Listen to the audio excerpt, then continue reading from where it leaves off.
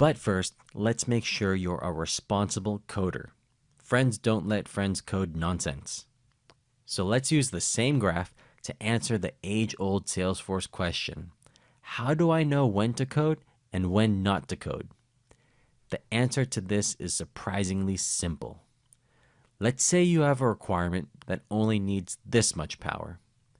Maybe you need to update a related record whenever a lead is created. In this case, we use Process Builder since it gets the job done using the least amount of complexity possible.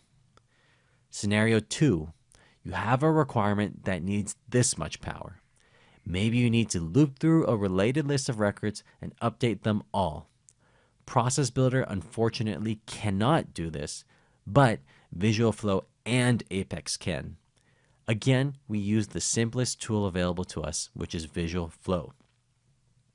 Now, I know this is a coding course and you're itching to find any excuse to code, but don't hurt your reputation and mine by being that person who over-engineers their solution.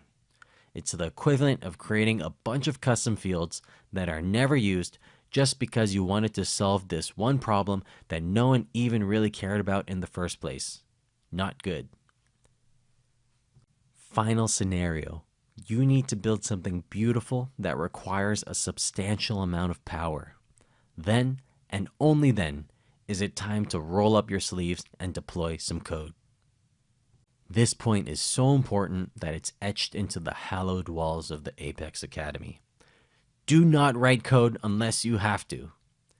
Just because you can cook with high heat doesn't mean you should.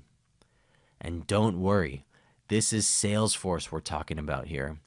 I guarantee you're never going to run out of things that need to be coded. Because of this principle, it is a fact that every good Salesforce developer must also be a good admin.